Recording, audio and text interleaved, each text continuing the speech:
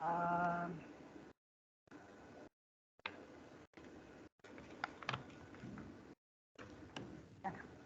Baik, kita mulai ya. Bismillahirrahmanirrahim. Assalamualaikum warahmatullahi wabarakatuh. Waalaikumsalam warahmatullahi wabarakatuh. Yang terhormat narasumber kegiatan KKG IPA SMP Paket 1 In 2, Ibu Sri Purwaningsih Tresnawati SPD MPD. Yang kami hormati Ketua MGMP IPA Suprayon 01 Kabupaten Wonogiri, Dr. Andes Parmo MPD, dan Bapak Ibu Guru IPA peserta KKG IPA Suprayon 01 yang berbahagia. Alhamdulillah, puji syukur kehadirat Allah Subhanahu wa Ta'ala yang telah memberikan rahmat dan hidayahnya sehingga pada pagi hari ini kita masih bisa berjumpa kembali untuk mengikuti kegiatan KKG IPA SMP Paket 1 In 2 dalam keadaan sehat walafiat. Sebelum acara dimulai, perkenankanlah saya, Agustina Nurhidayati, membacakan susunan acara kegiatan KKG IPA SMP pagi hari ini. Acara yang pertama, pembukaan. Acara yang kedua, mendengarkan lagu Indonesia Raya. Acara yang ketiga, sambutan. Acara yang keempat, acara inti. Acara yang kelima, tanya jawab. Acara yang keenam, closing statement. Dan yang terakhir, penutup. Memasuki acara yang pertama, pembukaan. Marilah kegiatan pagi hari ini kita awali dengan membaca basmalah secara bersama-sama. Dan bagi yang beragama non-Islam, kami persilahkan menyesuaikan dengan keyakinan masing-masing. Bismillahirrahmanirrahim. Bismillahirrahmanirrahim. Acara yang kedua, mendengarkan lagu kebangsaan Indonesia Raya.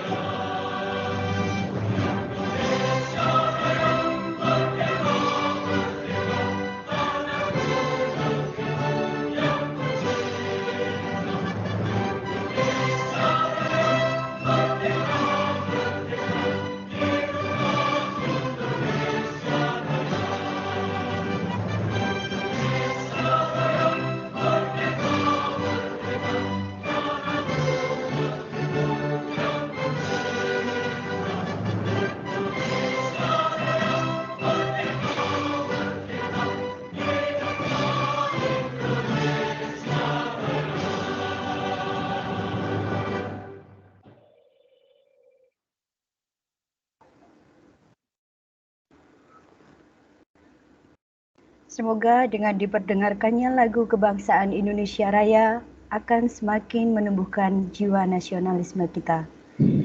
Acara yang ketiga, sambutan.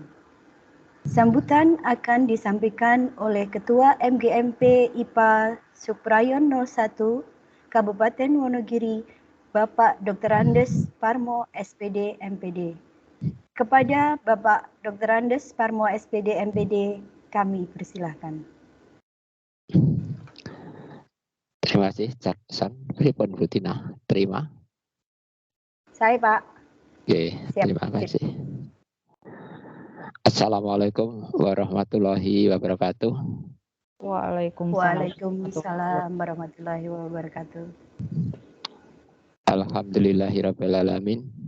Marilah kita selalu panjatkan puji syukur kita kehadirat Allah Subhanahu wa taala yang sudah melimpahkan rahmat, hidayah dan inayahnya sehingga kita masih dipertemukan dalam keadaan sehat walaupun kita melalui secara daring.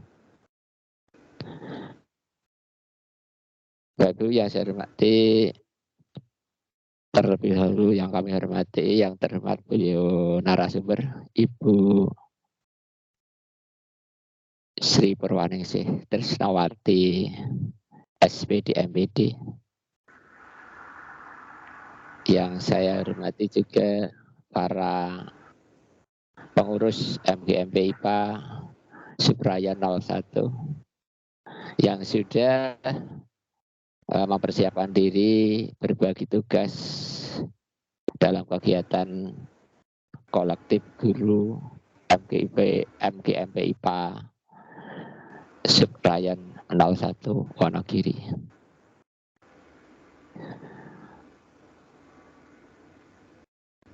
Terlebih dahulu kami hanya ingin menyampaikan bahwasanya maaf Bu Agustina, kokean gelar saya tadi, kokean gelar orang kuat aku nggak tambah SPD ini. Oh ya, maaf. Okay. Kokean gelar kok kabutan kok diguyu Mbak Nurwidi kuwi karo Bu Cimit. Juga yang tidak kalah pentingnya saya hormati juga para peserta KKG MGMP IPA Supraya 01 tahun 2022 Semoga tetap dalam keadaan sehat, tidak ada halangan satu apapun.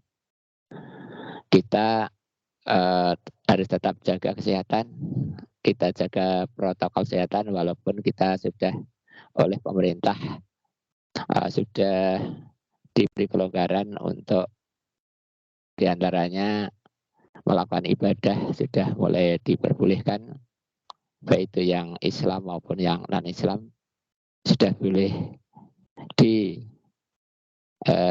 melakukan ibadah di tempat ibadah masing-masing. Namun demikian, kita jangan sampai lupa diri untuk menjaga diri kita dari hal-hal yang tidak kita inginkan.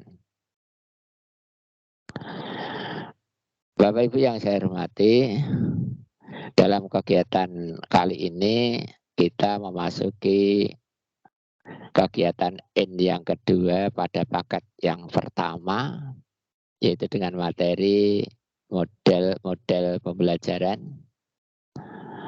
Semoga apa yang sudah disampaikan oleh narasumber kita kemarin, beliau Bapak Slamet Riyadi SPD MPD, kita bisa menerapkan dan kita bisa melaksanakan dengan sebaik-baiknya yang akhirnya nanti akan berpengaruh pada peserta anak didik kita. Oleh sebab itu, mari kita kegiatan KKG ini kita ikuti dengan rasa senang saja, dengan rasa gembira, tidak usah terbebani, ya. Sehingga apapun yang kita jalankan, kalau ini dengan rasa senang, ini saya rasa akan lebih baik, akan lebih mantap, sehingga nanti kita bisa menjalankan dengan sebaik-baiknya. Untuk itu sekali lagi mari kita jalani dengan senang saja, tidak usah terbebani. Misalnya ada tugas, ya kita kerjakan tugas yang ada, ya semampu kita. Kalau kita mampunya betul, ya kita usahakan yang tugas yang betul. Kalau kita mampunya belum betul, ya kita belajar dulu, itu saja. Sehingga kita ini saling belajar untuk memahami suatu masalah. Sehingga saya teringat apa yang disampaikan oleh Pak narasumber yang kemarin itu, kita ini di hadapan anak memberikan pengetahuan apa yang nanti bisa diterima oleh anak untuk bekal hidup di masa yang akan datang. Sebetulnya pada prinsipnya anak sekolah itu kan hanya suatu proses perubahan diri yang terjadi dalam dirinya sendiri untuk kehidupan yang nanti jika dia sudah berada di lingkungan masyarakat. Sehingga anak didik kita tentu saja harus dibekali dengan cara, metode, strategi yang tepat agar apa yang dihadapi nanti bisa terselesaikan dengan baik. Sehingga sekali lagi kegiatan ini tidak usah merasa berat, ya, merasa terbebani sekali. Nah, sehingga kita dengan senang dan enjoy dengan kegiatan ini. Kemudian selanjutnya kami mengingatkan pada Bapak Ibu semua, pada peserta KKG, bahwasanya untuk kegiatan ini nanti adalah Bapak Ibu peserta dimohon untuk mengisi daftar hadir sesuai jam. Kemarin ada yang absen sudah sore hari, ada yang malam hari. Nah, ini dengan harapan nantinya Ya, kalau absen itu sesuai dengan jam kegiatan. Misalnya itu mundur ya jangan terlalu lama, itulah. Sehingga nanti direkap kan kita akan merasa bagaimana itu loh. Seperti yang kemarin kegiatan KKG tahun 2021 kemarin itu ada yang jaluk absen tambahan karena apa? Absen adalah hitungan utama dalam penerbitan sertifikatnya. Untuk itu monggo Bapak Ibu peserta luangkan waktu untuk mengisi daftar hadir dan bila tidak berkepentingan sekali silakan untuk bergabung di room meeting ini sehingga Bapak Ibu akan terekam di dalam rekaman yang sudah pada meeting ini. Baik itu penjenengan masuknya jam berapa, keluarnya jam berapa, absennya jam berapa, tentu saja akan terekam di dalam kegiatan ini. Untuk itu sekali lagi kami mengingatkan terus, mengingatkan monggo nanti kita bekerja dengan seoptimal mungkin. Kemudian kalau kemarin kami sudah mengeser di grup KKG baru beberapa Bapak Ibu yang mengumpulkan tugas. Monggo nanti setelah kegiatan ini Bapak Ibu bisa segera untuk mengumpulkan tugas karena nanti kalau sudah masuk ke paket 2 juga ada tugas lagi. Sehingga kalau tugas itu kita selesaikan dari tahap demi tahap, tentu saja akan mempermudah kita dalam menyelesaikan tugas-tugas yang dibebankan pada kita. Kami menyadari bahwasanya Bapak Ibu semua tugasnya begitu banyak di lingkungan sekolah Bapak. Ya. Di lingkungan sekolah Bapak Ibu semua tentu saja Bapak Ibu memiliki tugas yang sangat banyak. Namun demikian, mari kita bekerja. Kalau bisa dikerjakan hari ini, mengapa harus tertunda besok pagi? Maka sekali kita kerja harus bisa terselesaikan. Begitu harapan kami. Selain itu saya yakin bahwasanya Bapak Ibu di rumah juga masih banyak kegiatan tugas-tugas sosial. Tentu saja juga akan banyak menyita waktu yang Bapak Ibu miliki. Untuk itu mari kita bersama-sama untuk melaksanakan kegiatan ini dengan sebaik-baiknya.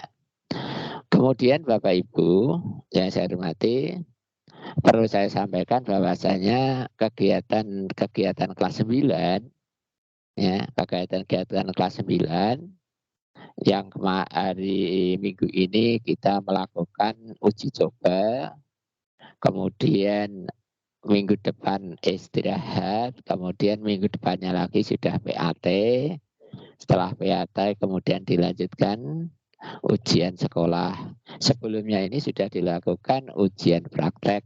Tentu saja monggo Bapak Ibu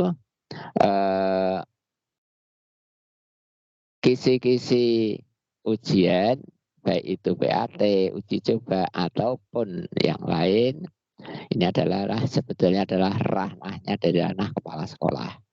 Namun demikian Bapak Ibu yang minta itu saya kirim ke akun MGMP IPA Wonogiri. Itu silakan dibuka di sana. Kalau mengendaki kisi-kisi oleh Pak Ketua MGMP Rayan Wonogiri, beliau Pak Sunarno, diupload di sana. Monggo silakan untuk dipahami betul. Tentu saja banyak sekali hal-hal yang nanti mungkin soalnya kok semacam ini, semacam itu. Ya. Ini semuanya sudah berusaha untuk melakukan mengakomodasi dari beberapa masukan Bapak Ibu semua. Ada yang menghendaki soal seperti AKM, ada yang menghendaki soal yang hot, ada yang jangan terlalu mudah, jangan terlalu sulit. Ini memang ternyata Bapak Ibu semua ini memiliki metode cara tersendiri untuk agar anaknya biar bisa menjalankan tugas-tugasnya secara baik. Selanjutnya untuk kegiatan berikutnya besok untuk paket kedua, monggo kita ikuti juga yang paket kedua nanti. Yang ini adalah dibalik yang kemarin sudah disampaikan, yang sebetulnya di proposal itu dimulai dari penyusunan silabus RPP, namun demikian ini dibalik dari model-model pembelajaran. Demikian perlu yang saya sampaikan untuk kesempatan kali ini. Sekali lagi selamat untuk mengikuti KKG Indua ini. Nanti kalau Ibu narasumber memberikan materi, monggo nanti dipelajari dengan baik, karena beliau adalah guru penggerak IPA Kabupaten Wonogiri.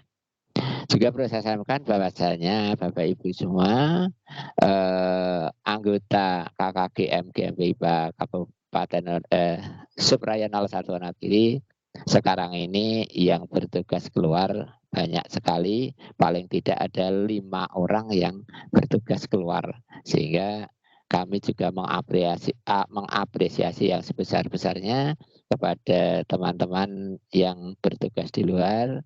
Semoga Bapak Ibu yang bertugas keluar, ibu-ibu ya yang bertugas keluar, ini selalu mendapatkan kemudahan dan selalu dibimbing oleh Allah SWT. Demikian Bapak Ibu yang perlu saya sampaikan. Kurang lebihnya saya mohon maaf. Bila taqwal hidayah waradil inayah. Assalamualaikum warahmatullahi wabarakatuh. Tetap semangat, tetap jaga kesehatan. Mari kita bersama-sama untuk mensukseskan pendidikan di Kabupaten Negeri. Sekian, waktu kami kembalikan kepada Ibu Agustina sebagai pembawa acara. Sekian, monggo. Waalaikumsalam warahmatullahi wabarakatuh. Terima kasih Bapak Dr. Andes Parmo MPD. Satu kalimat yang akan selalu kita ingat, yang penting enjoy, ya Pak ya. Biar selalu tetap waras. Betul, orang Jawa. Betul, ya, harus enjoy. Dalam keadaan apapun harus enjoy. Harus enjoy. Harus enjoy. Lihatlah wajah Dr. Widi itu. Yang selalu enjoy ya Pak. Enjoy dan berjimit juga itu endang ya, selalu enjoy. Terima kasih Pak Parmo. Memasuki acara inti, acara kegiatan KKG paket 1-2 dengan tema model-model pembelajaran pada pagi hari ini akan disampaikan oleh narasumber kita, Ibu Sri Purwaningsih Tresnowati SPD MPD. Beliau adalah guru dari SMP Negeri 2 Selogiri. Dan akan dipandu oleh moderator kita, Ibu Nurwidiastuti SPD dari SMP Negeri 2 Wonogiri. Kepada Ibu Nurwidiastuti, kami persilahkan. Check sound. Bu Agustina, suara saya terdengar? Iya, udah jelas. Baik. Terima kasih Bu Agustina Nurhidayati, benar nggak ya saya namanya? Contohnya Beptina gitu ya. Terima kasih waktu yang diberikan kepada saya. Saya awalnya Assalamualaikum warahmatullahi wabarakatuh. Waalaikumsalam warahmatullahi wabarakatuh. Warahmatullahi wabarakatuh. Bapak Ibu hadirin peserta KKG IPA paket 1 in service 2 MGMP IPA Supraya 01 Wonogiri yang saya hormati, izinkan hari ini saya Nurwidiastuti memandu acara inti dari KKG hari ini. pada acara inti ini kita mengambil tema atau mengambil materi yaitu modul-modul pembelajaran yang akan disampaikan oleh narasumber kita hari ini yaitu Ibu Sri Purwaningsih SPD MPD dari SMP Negeri 2 Seologiri. Sebagaimana kita tahu ya, secara tenarnya ya, ini namanya Ibu Cimit SPD MPD ya. Kita mengetahui bahwa kompetensi beliau ini luar biasa baik secara administratif maupun secara implementasi. Jadi sudah tidak diragukan lagi sehingga beliau ini sangat tepat untuk bisa menyampaikan materi pada hari ini. Ditambah lagi beliau juga mengikuti atau aktif mengikuti pendidikan guru penggerak sehingga pengetahuan dan wawasan tentang dunia pendidikan yang terkini itu lebih update ya Bapak Ibu. Baik Bapak Ibu, untuk acara inti kita nanti akan terbagi menjadi 2 sesi, di mana sesi pertama itu adalah sesi materi, kemudian untuk sesi kedua adalah tanya jawab. Untuk sesi materi nanti kurang lebih 1 jam ke depan akan disampaikan oleh Ibu Cimit SPD MPD ya, yang di dalamnya sudah terinclude atau termasuk di dalamnya adalah mereview tugas yang sudah Bapak Ibu kumpulkan dari pertemuan sebelumnya.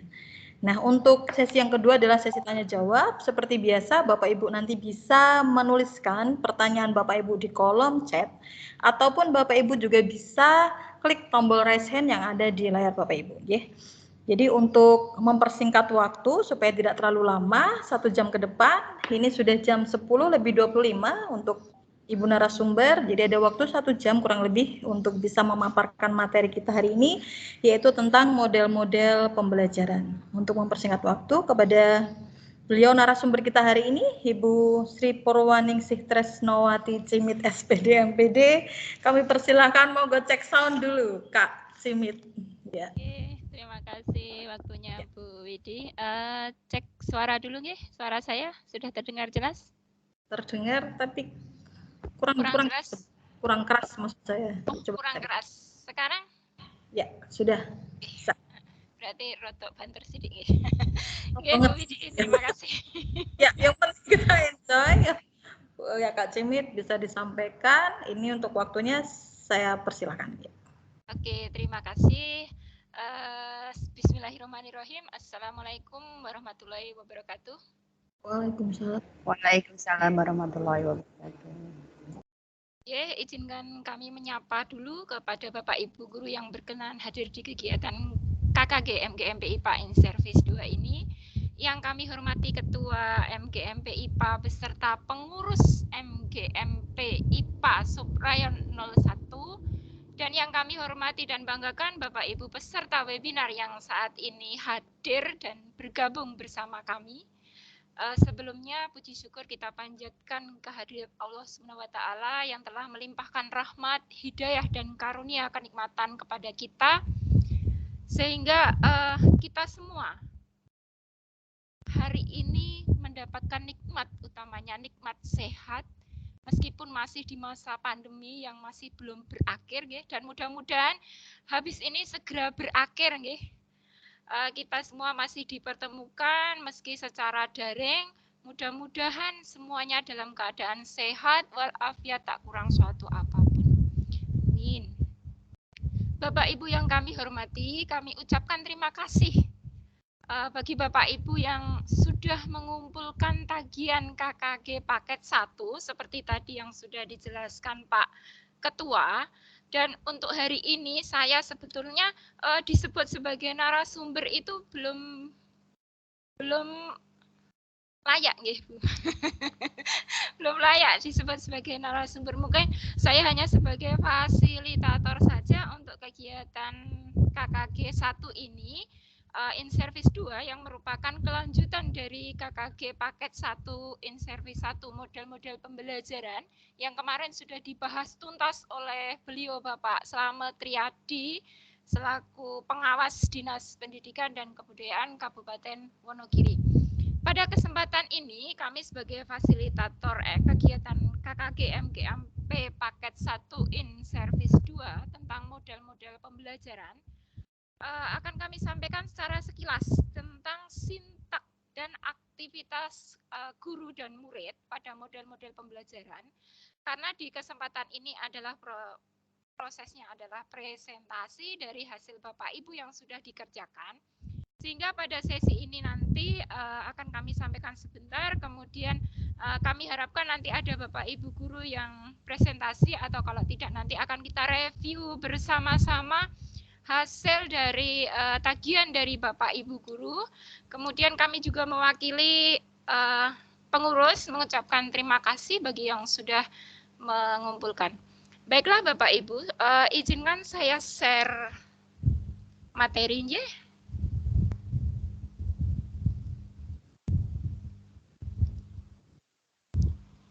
Bu Widi, apa sudah masuk share saya? Ya, sudah tampil, Kak. Siap. Oke, terima kasih. Sebelum kita masuk ke materi sintak model pembelajaran, Bapak Ibu perlu diingat bahwa faktor-faktor yang mempengaruhi keberhasilan pembelajaran itu pastinya Bapak Ibu semua sangat memahami, nggih. Kalau dalam pembelajaran itu ada faktor-faktor yang sangat mempengaruhi. Yang pertama itu adalah materi. Bagaimana materi itu dijabarkan dalam suatu IPK. Kemudian yang kedua itu adalah faktor lingkungan. Yang mempengaruhi dari faktor lingkungan ini adalah apakah lingkungan itu apakah lingkungan sekolah itu nyaman, kondusif, bersih, ataupun rapi. Kemudian yang ketiga itu adalah faktor instrumental. Ini berkaitan dengan sarana prasarana Bapak Ibu. Jadi sarpras ini juga sangat penting. Jika kita mengajar dengan monoton, hanya ceramah saja, itu tentunya akan membuat siswa itu cepat capek, kemudian bosan juga. Beda kalau kita mengajar itu menggunakan alat bantu, atau menggunakan media pembelajaran. Dengan metode yang bervariasi atau menggunakan alat bantu, itu tentu siswa akan lebih tertarik dan dengan pembelajaran kita, dan tentunya akan lebih cepat menguasai materi yang kita sampaikan. Faktor keempat itu adalah keadaan individu siswa. Dengan jumlah siswa satu kelas 32 anak yang memiliki karakter yang berbeda, itu tentunya guru harus memahami karakter siswa itu, termasuk keadaan individu siswa di lingkungan rumahnya juga ikut mempengaruhi. Yang kelima, kaitannya dengan pembelajaran langsung, yaitu pengelolaan kelas. Seorang guru itu harus mampu mengelola kelasnya, meskipun pembelajaran kita itu sudah mengarah pada merdeka belajar atau student center. Tetapi kita yang menjadi dalangnya pada kegiatan pembelajaran itu yang ada di kelas, harusnya kita juga memahami bagaimana langkah-langkah pembelajaran perencanaan yang kita buat dan kita laksanakan, serta bagaimana tindak lanjutnya. Nah, kadang yang menjadi pertanyaan, kita bagaimana jadinya? Bu? Kak, apakah slide-nya sudah berjalan? Ini masih tampilannya masih judul. Ya, sekarang sudah tampil. Ya, tadi masih judul. Ya, oke, siap. Enggak apa-apa Bu Widi. Enggak apa-apa, biar fokus ke judul saja dulu. Oke, siap. Kita lanjut ke Bu Widi. Jadi kadang yang menjadi pertanyaan kita ya, jadi bagaimana seorang guru itu mampu mengelola kelasnya? Bayangkan saja jika seorang guru tidak mampu kelasnya, apa yang terjadi? Mungkin kondisi siswa akan tidak sesuai yang kita inginkan, jadi sudah sewajarnya guru itu harus mampu menguasai dan mengelola kelasnya untuk mewujudkan pembelajaran yang benar-benar berhasil. Sehingga dalam upaya mewujudkan pembelajaran yang berhasil itu diperlukan satu model yang bisa kita terapkan dalam pembelajaran kita. Nah, pada pertemuan ini kita akan melanjutkan apa yang sudah dibahas kemarin oleh Bapak Slamet Riyadi tentang model-model pembelajaran. Apa atau model pembelajaran itu? Model pembelajaran itu suatu rencana atau pola yang bahkan dapat digunakan untuk membentuk kurikulum atau rencana pembelajaran jangka panjang, merancang bahan-bahan pembelajaran dan membimbing pembelajaran di kelas atau lingkungan belajar, atau diartikan sebagai kerangka konseptual yang menggambarkan prosedur sistematik dalam pengorganisasian kegiatan atau pengalaman belajar. Atau gampangnya, kalau model pembelajaran itu kita sering melihat gampangnya itu bahwa kegiatan belajar rancangan kegiatan belajar agar pelaksanaan KBM itu dapat berjalan dengan baik, menarik, mudah dipahami, dan sesuai urutan yang logis. Nah, kita mengenal ada pendekatan ya. Jadi kemarin disampaikan Pak Slamet tidak usah membingungkan mana pendekatan, mana metode, mana model. Jadi yang kita kenal itu adalah suatu pendekatan pembelajaran saintifik. Nah, di sini itu ada 4 model yang hari ini akan kita bahas. Pendekatan itu apa? Pendekatan itu adalah penyusunan metode yang bersifat langsung dan menentukan wujud dari metode atau yang berperan sebagai rancangan atau pedoman langsung pembelajaran. Pada pendekatan saintifik ini prosesnya seperti ini mungkin ya. Jadi ada yang pertama itu adalah PJBL, Project Based Learning, itu menggunakan proyek atau kegiatan sebagai inti pembelajaran. Peserta didik di sini melakukan eksplorasi, penilaian, interpretasi, sintetis, dan informasi untuk menghasilkan berbagai bentuk belajar. PJBL itu merupakan pendekatan pengajaran yang dibangun di atas kegiatan pembelajaran dan tugas nyata yang memberikan tantangan bagi peserta didik yang terkait dengan kehidupan sehari-hari untuk memecahkan masalah secara berkelompok. Kemudian yang kedua adalah discovery learning. Ini dilakukan melalui observasi, klasifikasi, pengukuran, prediksi, penentuan, dan inferi dengan fokus proses mental peserta untuk menemukan beberapa konsep dan prinsip. Atau discovery learning itu memahami konsep, arti, hubungan melalui proses intuitif untuk akhirnya sampai pada proses kesimpulan. Yang ketiga adalah inquiry learning. Inquiry learning ini dirancang untuk membawa peserta didik dalam proses penelitian melalui penyelidikan dan penjelasan dalam setting waktu yang singkat secara sistematis, kritis, dan logis. Pada inquiry learning ini secara langsung melibatkan siswa untuk berpikir, mengajukan pertanyaan, melakukan kegiatan, dan menuntun siswa untuk dapat menemukan sendiri pengetahuan, sikap, keterampilan sebagai wujud adanya perubahan perilaku. Jadi pada inquiry learning itu dia menuntun siswa untuk melakukan proses dalam menemukan pengetahuannya secara mandiri. Yang keempat itu adalah problem based learning atau PBL. Di sini menggunakan berbagai kemampuan berpikir dari peserta didik secara individu maupun kelompok, serta lingkungan nyata untuk mengatasi permasalahan sehingga bermakna, relevan, dan kontekstual. Jadi PBL ini itu satu jenis model pembelajaran yang melibatkan siswa dalam suatu kegiatan proyek untuk menghasilkan suatu produk. Jadi keterlibatan siswa ini dimulai dari merencanakan, membuat rancangan pelaksanaan, melaporkan kegiatan, dan laporan pelaksanaannya. Kemudian model PBL ini bertujuan mendorong siswa untuk belajar dari berbagai permasalahan nyata dalam kehidupan sehari-hari yang dikaitkan dengan pengetahuan atau pengetahuan yang akan dipelajari. Jadi bukan permasalahan biasa atau bukan sekedar latihan ya, tetapi permasalahan dalam PBL itu menuntut penjelasan atas sebuah fenomena. Jadi fokusnya bagaimana siswa itu bisa mengidentifikasi isu-isu pembelajaran dan selanjutnya mencari alternatif penyelesaian.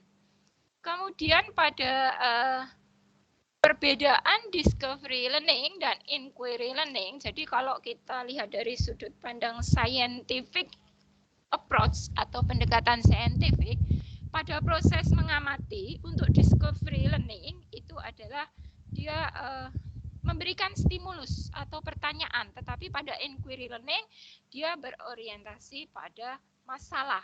Kemudian pada pendekatan menanya itu discovery learning itu mengidentifikasi masalah. Kemudian inquiry learning itu merumuskan masalah dan membuat hipotesis. Pada pendekatan mengumpulkan informasi, untuk discovery learning itu dia akan mengumpulkan informasi dan mengolah informasi itu menjadi suatu pengetahuan baru ya. Kemudian pada inquiry learning dia akan mengumpulkan informasi dan mengolah informasi juga. Kemudian di pendekatan menalar itu discovery learning itu membuktikan atau verifikasi atau menyimpulkan. Sedangkan pada inquiry learning ini yang bedakan. Dia menguji hipotesis dan menyimpulkan. Pada pendekatan yang kelima mengkomunikasikan itu menyampaikan hasil secara lisan dan tulisan. Kemudian yang kelima itu menyampaikan hasil dan tulisan. Kita lanjutkan.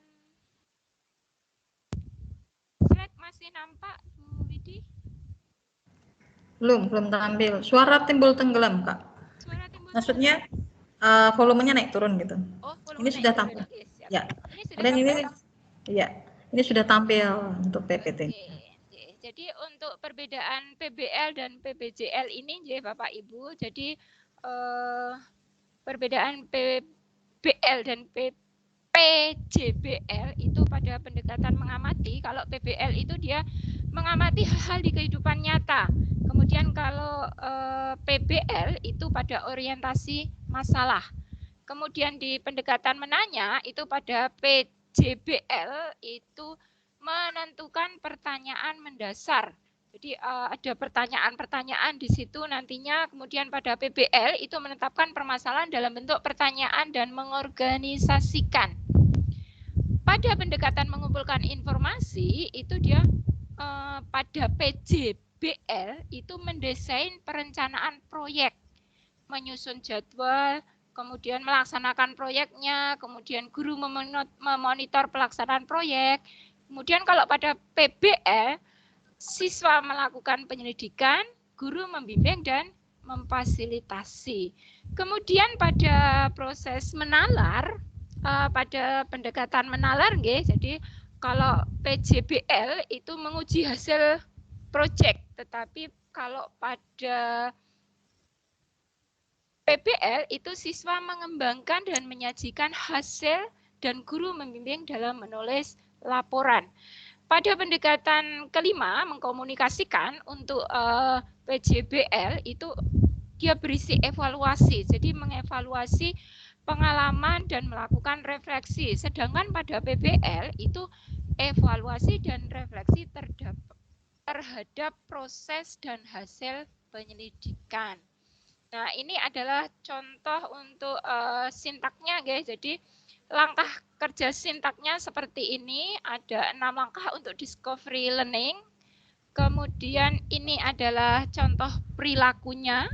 Untuk contoh perilaku, jadi pada discovery learning itu misalnya pada sintak pemberian rangsangan, itu perilaku guru itu dia memulai kegiatan pembelajaran dengan mengajukan pertanyaan. Jadi mungkin anak-anak silahkan boleh membaca buku atau melakukan aktivitas belajar lain yang mengarah pada persiapan pemecahan masalah. Sedangkan perilaku siswanya untuk peserta didik itu dihadapkan pada sesuatu yang menimbulkan kebingungan. Apa rangsangan dari rangsangan yang diberikan oleh guru tadi. Kemudian ini dilanjutkan untuk tidak memberi generalisasi, jadi agar timbul keinginan untuk menyelidiki sendiri. Jadi apa tadi rangsangan yang diberikan dari guru. Kemudian stimulasi pada fase ini berfungsi untuk menyediakan kondisi interaksi belajar yang dapat mengembangkan dan membantu peserta didik dalam mengeksplorasi bahan. Pada fase pernyataan atau identifikasi masalah, jadi perilaku gurunya, dia memberi kesempatan peserta didik untuk mengidentifikasi sebanyak mungkin agenda atau masalah yang relevan dengan bahan pelajaran, kemudian kemudian salah satunya dipilih untuk dirumuskan dalam bentuk hipotesis. Jadi hipotesis ini masih bersifat sementara. Kemudian perilaku dari peserta didik itu adalah permasalahan yang dipilih itu selanjutnya akan dirumuskan dalam bentuk pertanyaan atau hipotesis, yaitu pernyataan sebagai jawaban sementara atas pertanyaan yang diajukan. Pada pengumpulan data, perilaku gurunya adalah ketika eksplorasi berlangsung, guru juga memberi kesempatan kepada peserta didik untuk mengumpulkan informasi yang relevan, sebanyak-banyaknya untuk membuktikan benar atau tidaknya hipotesis. Sedangkan perilaku peserta didik itu dia menjawab pertanyaan atau membuktikan benar tidaknya hipotesis. Untuk fase yang kelima itu adalah pengolahan data atau data processing. Jadi perilaku guru di sini itu melakukan bimbingan pada saat peserta didik melakukan pengolahan data. Sedangkan perilaku peserta didik itu dia melakukan pengolahan data itu melalui wawancara, observasi, kemudian hasil dari informasi itu dia dibuat klasifikasi ya, diklasifikasi atau ditabulasi yang kemudian akan ditafsirkan pada tingkat kepercayaan tertentu. Fase berikutnya adalah pembuktian. Nah, pada pembuktian ini perilaku guru itu hanya memverifikasi. Jadi guru itu hanya memberi kesempatan kepada peserta didik untuk menemukan satu konsep atau teori atau pemahaman melalui contoh yang ia jumpai. Sedangkan peserta didik itu dia melakukan pemeriksaan secara cermat, membuktikan benar atau tidak hipotesis yang tadi sudah ditemukan. Kemudian fase berikutnya adalah menarik simpulan atau generalisasi.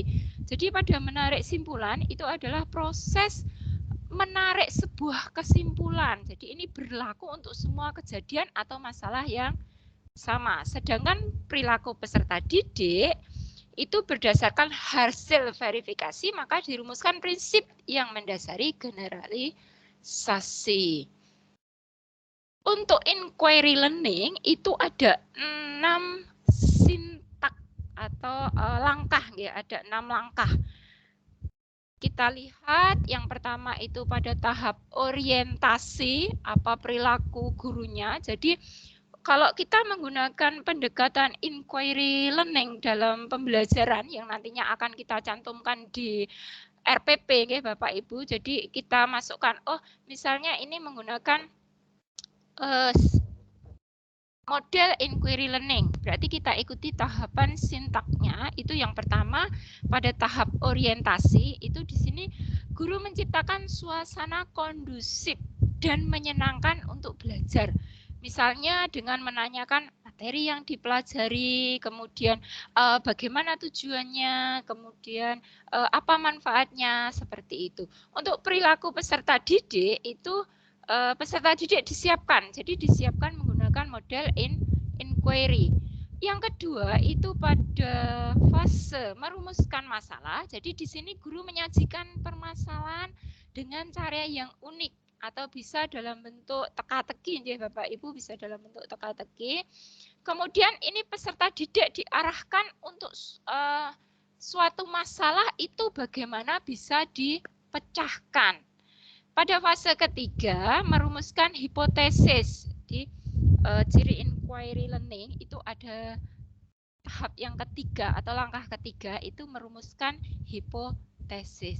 Jadi perilaku gurunya itu hanya membantu membuat hipotesis atau jawaban sementara dari masalah yang disaksikan. Kemudian peserta didik itu dilatih untuk membuat hipotesis. Jadi hipotesis di sini masih hipotesis yang sifatnya masih sementara. Kemudian pada fase pembelajaran mengumpulkan data, itu perilaku gurunya itu membantu mengembangkan kemampuan intelektual peserta didik. Mereka dilatih untuk menggunakan seluruh potensi berpikir yang dimilikinya. Jadi benar-benar menggali kemampuan peserta didik.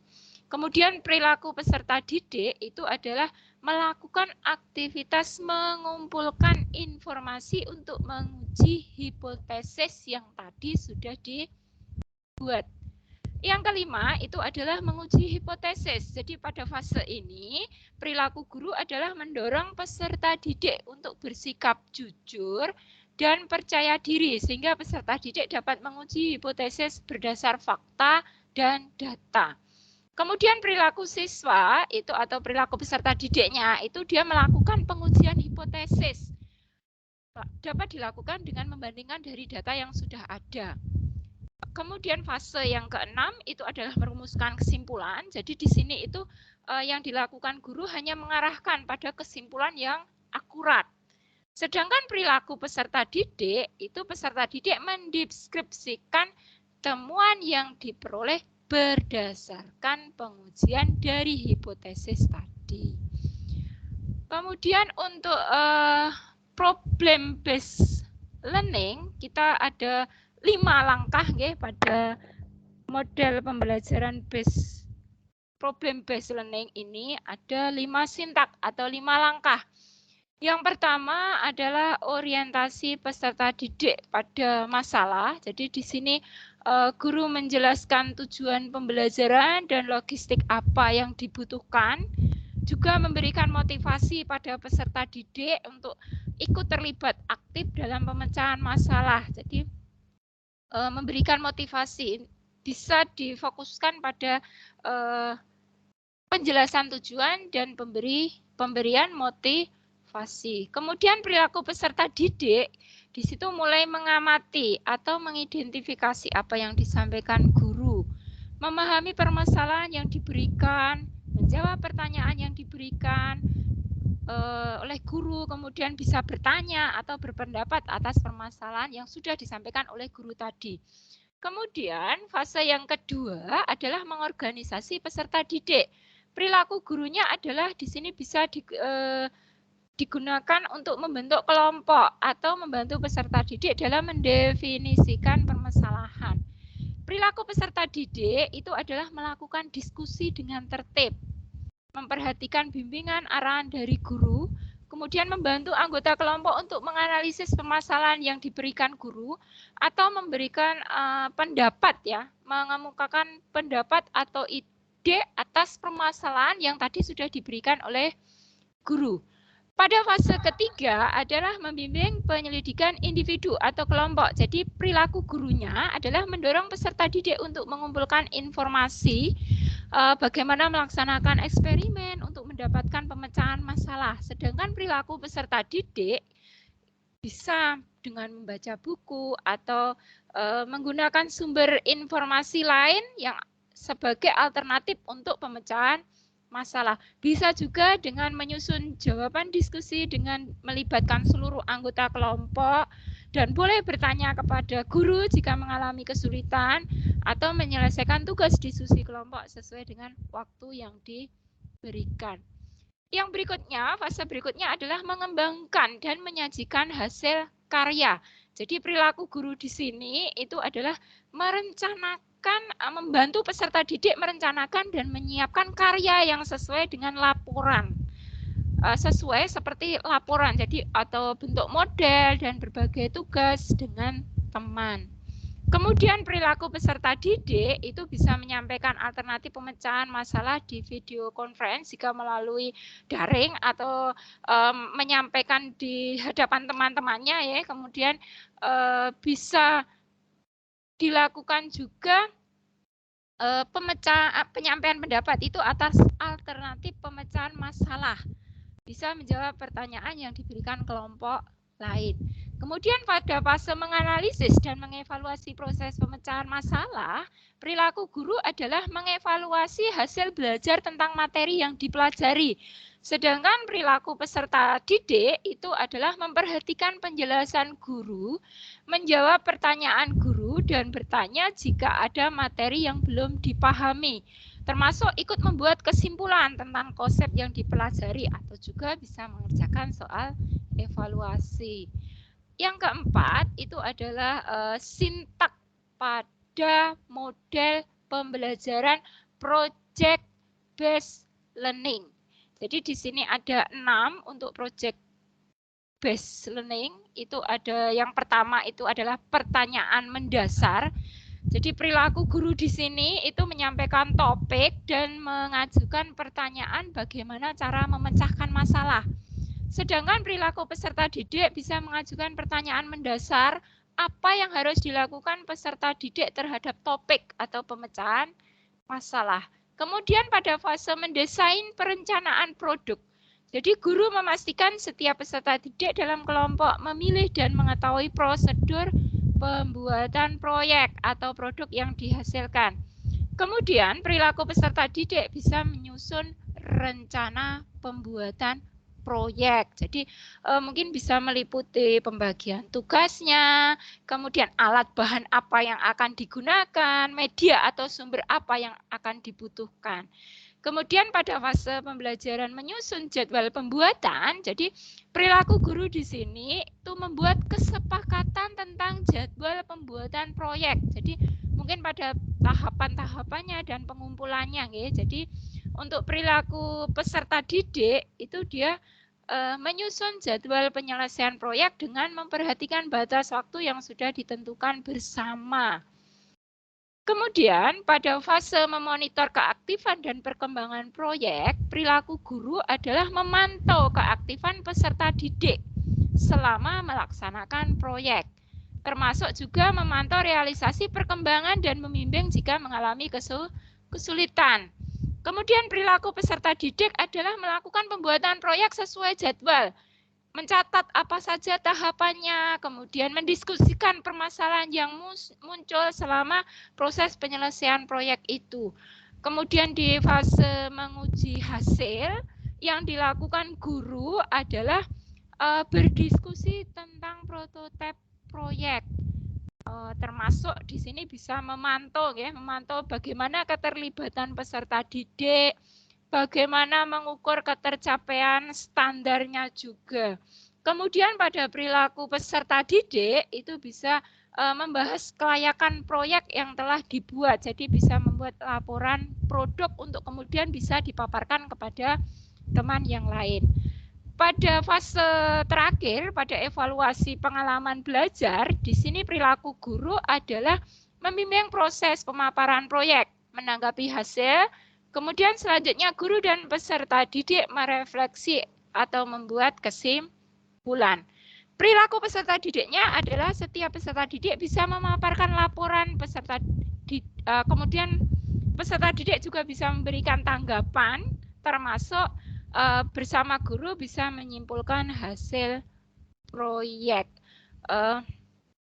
Mungkin itu tadi ya Bapak Ibu peserta webinar. Jadi ada beberapa sintak, kemudian contoh aktivitas yang harus dilakukan guru dan apa perilaku murid dari 4 model pembelajaran pada pendekatan saintifik. Kemudian Bapak Ibu, selanjutnya sedikit waktu, masih ada waktu nggih Bu Widi? Bu Widi? Ya, masih. Oke. Oke, terima kasih Bu Widi. Baik Bapak Ibu, selanjutnya akan saya sampaikan informasi terbaru nggih terkait telah terbitnya surat dari Kementerian Pendidikan, Kebudayaan, Riset dan Teknologi nomor 0623/B3/GT 0315/2022 tertanggal 4 Maret 2022 tentang rekrutmen calon guru penggerak angkatan 7. Alhamdulillah sekali PGP angkatan 7 ini akan dilaksanakan pada sasaran 446 di kabupaten kota atau kota nggih. Termasuk di dalamnya di Kabupaten Wonogiri. Pelaksanaan PGP angkatan 7 ini direncanakan akan dimulai pada bulan Oktober 2022 selama 6 bulan dengan menggunakan pola belajar mandiri terbimbing melalui sistem belajar daring atau LMS dan luring. Pada PGP Angkatan 7 ini diawali dengan pelaksanaan rekrutmen calon peserta guru penggerak melalui tahapan seleksi. Jadi tahapannya ada beberapa seleksi, Bapak Ibu. Di sini Ditjen GTK melakukan 2 tahap seleksi untuk calon guru penggerak. Jadi sebelum mengikuti pendidikan guru penggerak, itu ada 2 tahap seleksi. Yang pertama itu adalah tahap registrasi, pengisian dan penilaian biodata. Kemudian yang kedua itu serta penilaian IC, ya. Jadi di sini masih ada di tahap 1 itu masih ada penilaian IC, pengisian IC. Di situ berisi beberapa pertanyaan yang kita harus menceritakan apa pengalaman yang sudah kita lakukan. Kemudian pada seleksi tahap yang kedua itu adalah tahap penilaian simulasi mengajar dan wawancara. Simulasi mengajar ini dilaksanakan selama 10 menit lengkap secara daring, ya. Kemudian wawancara dilaksanakan kurang lebih sekitar 1,5 jam secara daring juga. Kemudian beberapa tambahan informasi Bapak Ibu. Jadi sasaran calon peserta guru penggerak Angkatan 7 ini adalah guru sejumlah 20.000 peserta. Luar biasa banyak sekali. Kesempatan bagi kita semua untuk segera mendaftar. Ya, Bu Widi. Yang kedua, informasi yang kedua, jadi selama pendidikan, Bapak Ibu guru tetap bisa menjalankan tugas pokok dan fungsinya di sekolah masing-masing. Jadi itu tidak akan sama sekali tidak mengganggu pelaksanaan kegiatan di sekolah kita masing-masing. Sama sekali tidak mengganggu. Kemudian jangan lupa juga registrasinya dibuka mulai tanggal 14 Maret sampai dengan 15 April 2022. Bapak Ibu, mengingat ini program resmi dari Kemendikbudristek, ya, saya ingin berbagi motivasi saja. Mari kita sukseskan program ini dengan mendaftar dan ambil bagian di dalamnya. Insya Allah akan banyak ilmu, banyak manfaat, banyak paradigma baru dan wawasan tentang dunia pendidikan. Kemudian Dinas Pendidikan dan Kebudayaan Kabupaten Wonogiri juga saat ini gencar sekali mensosialisasikan program ini. Dengan harapan akan banyak guru-guru di Wonogiri yang akan bergabung di dalamnya. Kebetulan sekali saat ini saya sedang menempuh pendidikan, ya Pak Parmo tadi menyebutkan guru penggerak masih calon, Pak. Jadi kebetulan saya masih calon karena masih menempuh pendidikan guru penggerak dan masih belum selesai. Masih separuh jalan karena masih baru berjalan di 4 bulan. Masih ada 5 bulan lagi yang akan kami lewati. Tetapi saya sangat merasakan sekali manfaatnya. Jadi program ini sangat-sangat bermutu dan bertujuan untuk memberikan bekal kemampuan kepemimpinan pembelajaran dan pedagogi guru dalam rangka mewujudkan profil pelajar Pancasila.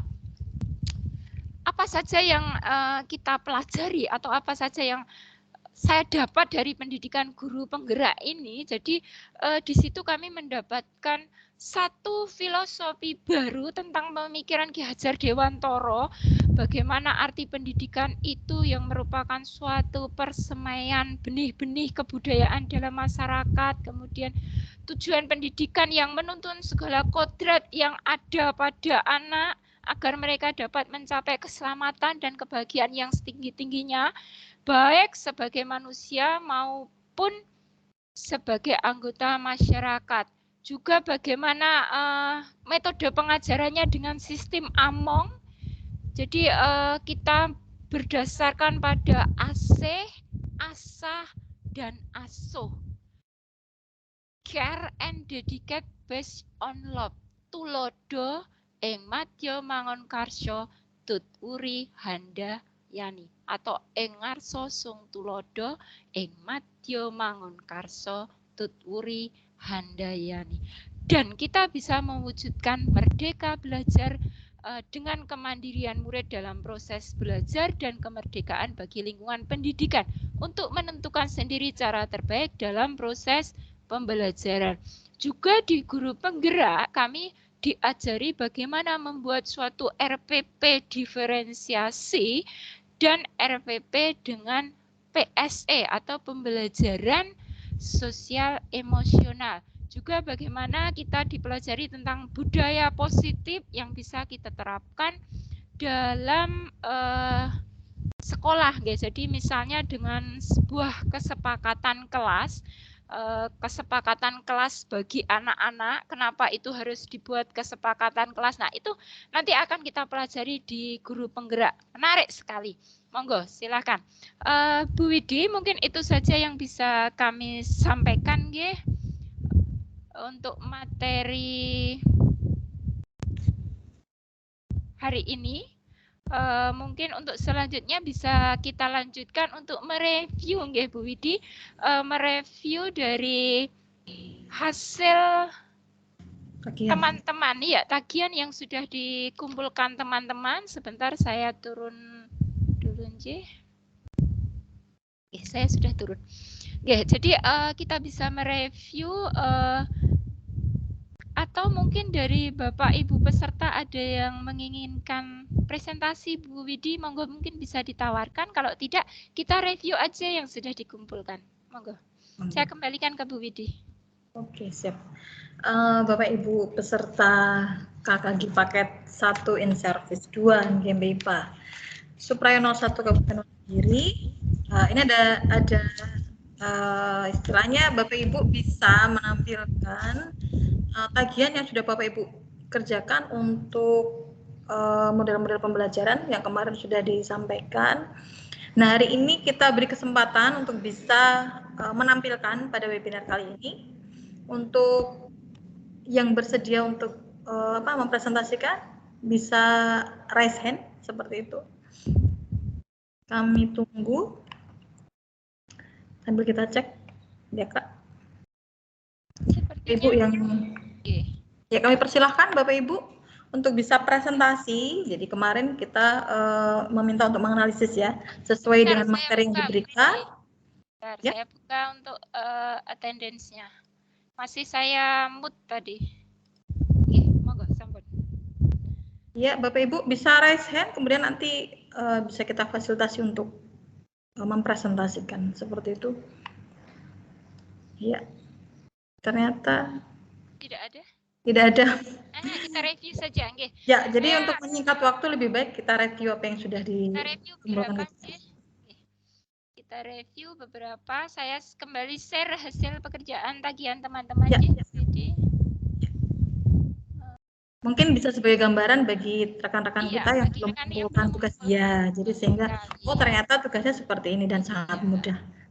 Ada beberapa ini yang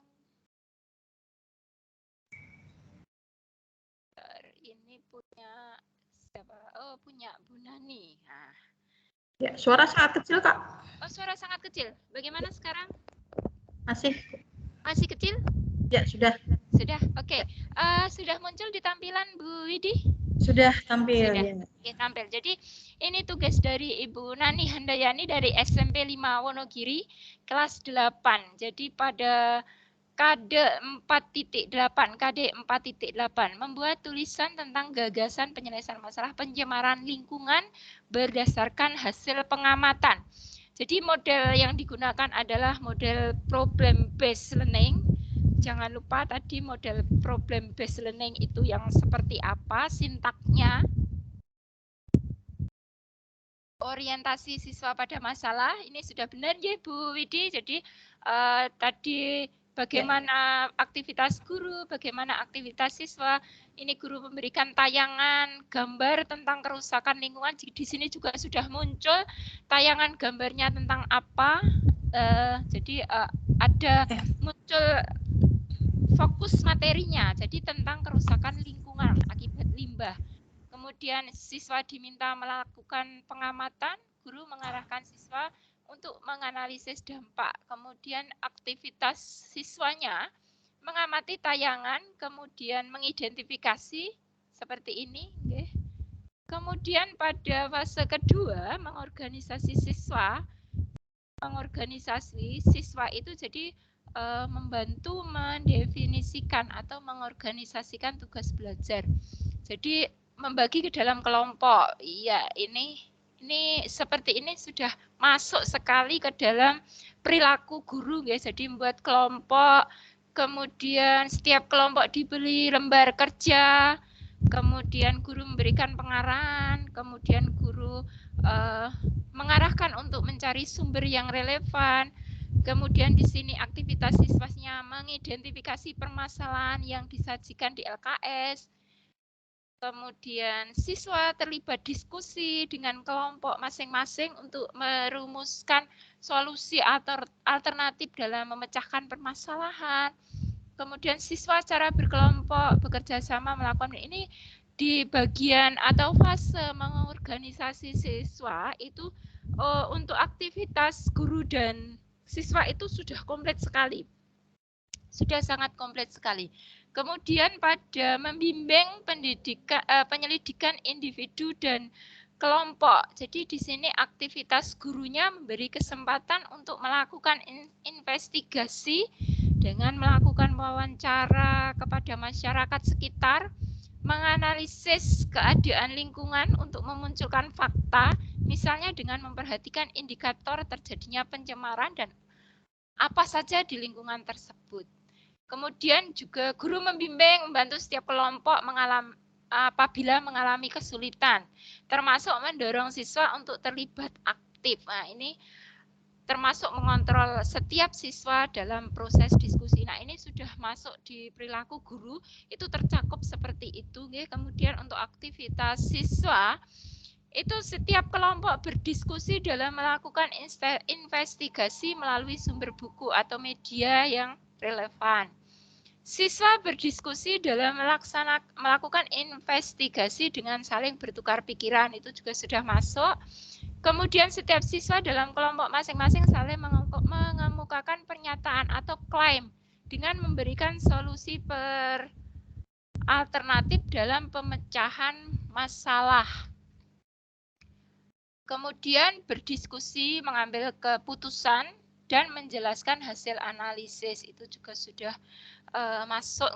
Kemudian mengembangkan dan menyajikan hasil karya. Nah, di sini yang dilakukan guru menyiapkan laporan, meminta perwakilan, menginstruksikan siswa untuk menyimak kelompok yang sedang presentasi, memberikan kesempatan kepada siswa atau kelompok lain untuk bertanya, mendorong siswa, membantu mengarah. Ini sudah komplit sekali punya Bu Nani ini. Perilaku siswa pun juga sudah sangat kompleks. Jadi ini mereview dari hasil diskusi, kemudian menanggapi presentasi. Ini saya lihat yang terakhir itu menganalisis dan mengevaluasi proses pemecahan masalah. Guru menganalisis dan mengevaluasi laporan hasil diskusi yang telah disampaikan. Guru membantu setiap kelompok untuk melakukan refleksi. Kemudian siswa menanggapi. Wah, ini bagus sekali. Ini bisa kita terapkan di dalam RPP. Jadi nanti apa yang akan kita masukkan dalam RPP itu sudah komplit sekali yang dilakukan guru di sini.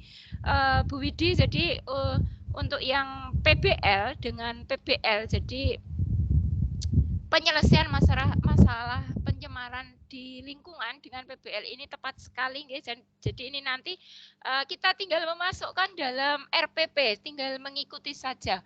Itu mungkin punya Bu Nani, atau mungkin kita bisa melihat punya teman lain ya, Bu Widi. Masih ada waktu, Kak, bisa satu tugas lagi. Oke, iya, satu tugas lagi. Kita pilih satu lagi. Punya teman, saya share dulu. Bentar, oh masih Bu Nani. Ini sudah muncul Bu Widi? Ya, sudah. Punya Bu Inayatullah, J. Ya, sudah. Iya, punya Bu Inayatullah, J. Ya.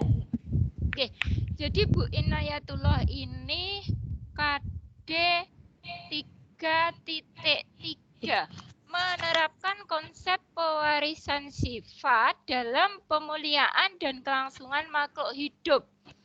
Modelnya Project Based Learning, PJBL, langkah-langkah PJBL. Nah, ini sekarang kita lihat sintaksnya.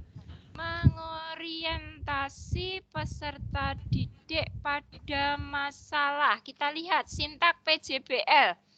Tadi sintak PJBL itu yang pertama adalah pertanyaan mendasar. Yang kedua, mendesain perencanaan produk. Yang ketiga, menyusun jadwal pembuatan.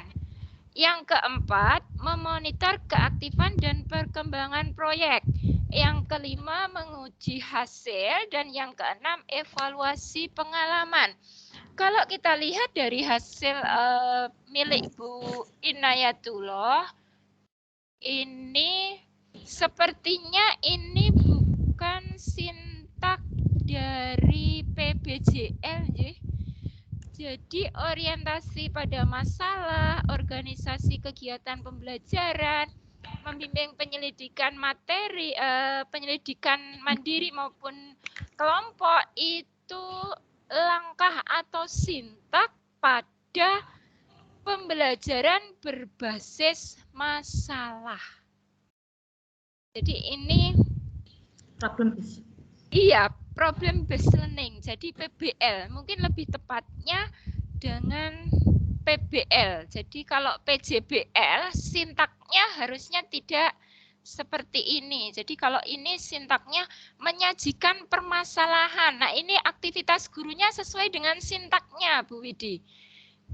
Aktivitas guru sudah sesuai dengan sintak, aktivitas peserta didiknya memperhatikan penjelasan guru, mengamati video struktur DNA dan kromosom. Ini juga sudah sesuai dengan sintak. Cuman mungkin di sini aja, ya di sini aja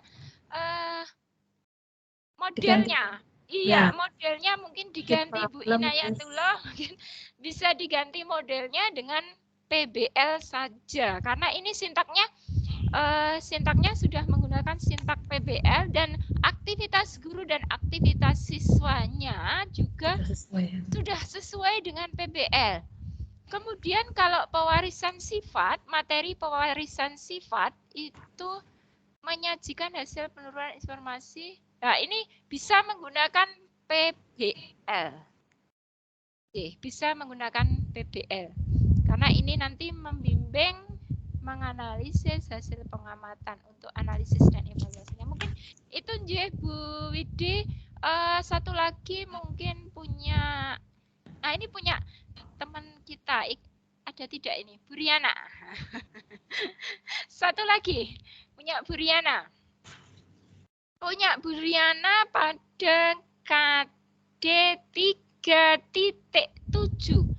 Menganalisis interaksi antara makhluk hidup dan lingkungannya serta dinamika populasi akibat interaksi tersebut. Di situ model pembelajaran yang digunakan adalah discovery learning. Jadi menggunakan model discovery learning. Pada discovery learning, sintaknya kita lihat.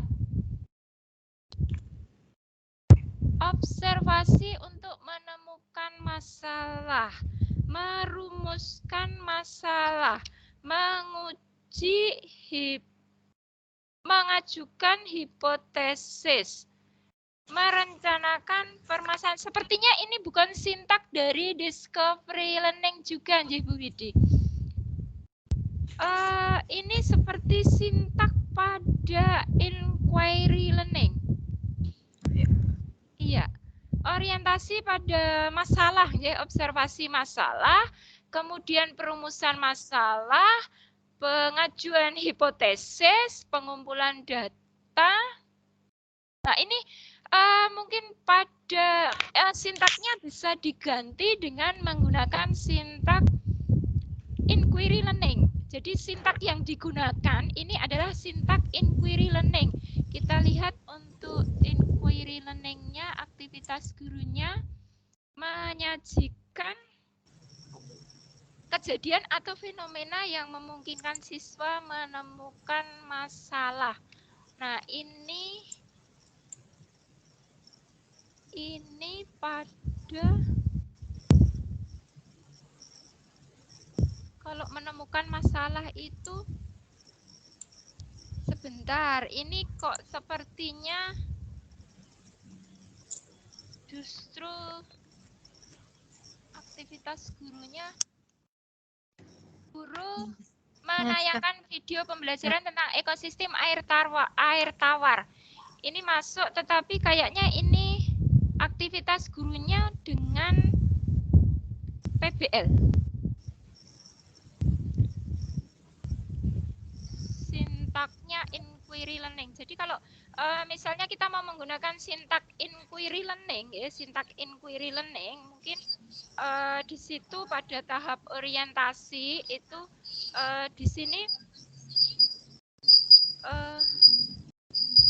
suara saya berdengung, Bu Widi? Bukan dari saya, nggih. Bukan dari saya, nggih. Jadi mungkin ini di sini itu aktivitas gurunya bisa materi apa yang akan dipelajari, tujuan apa yang akan dicapai, bisa menayangkan contoh juga. Tapi kalau pada discovery learning itu yang pertama di sini harusnya pemberi rangsangan. Jadi kalau di sini memberi rangsangan itu dengan mungkin aktivitas gurunya bisa membuat suatu pertanyaan yang kaitannya dengan interaksi makhluk hidup. Kemudian peserta didik itu dari stimulus yang diberikan oleh guru, stimulus yang diberikan guru tadi, itu peserta didik bisa mengembangkan, jadi mengembangkan, kemudian bisa untuk menyediakan kondisi. Jadi dari stimulus itu dilihat apa sih yang disampaikan guru, atau stimulus apa yang disampaikan guru itu bisa dikembangkan atau dilihat. Tahap yang kedua itu identifikasi masalah. Di sini merumuskan masalah. Mungkin ini nanti bisa diganti modelnya, nggih, bisa diganti modelnya. Kemudian sekaligus sintaknya, nggih, sintaknya. Ini sintaknya menggunakan inquiry learning. Kalau sintak yang digunakan itu Bu Widi, apa masih ada waktu atau cukup? Ya, tinggal 5 menit. Tinggal 5 menit, masih bisa saya tayangkan satu lagi. Nah, ini punya Ibu Dr. Anda Dwi Astuti dari SMP 1 Wonogiri. Nah, di sini pada KD 3.1 mendeskripsikan struktur dan fungsi sistem reproduksi pada manusia, kelainan dan penyakit pada sistem reproduksi dan penerapan pola hidup yang menunjang kesehatan reproduksi. Modelnya dengan discovery learning. Jadi discovery learning, sintaksnya stimulus dan memberikan pertanyaan. Ini sudah sesuai, Bu Widi, sintaksnya sudah sesuai. Identifikasi masalah, kemudian pengumpulan data, kemudian pembuktian, kemudian menarik kesimpulan atau generalisasi. Kemudian kita lihat aktivitas gurunya. Guru menayangkan gambar tentang pertumbuhan pada manusia.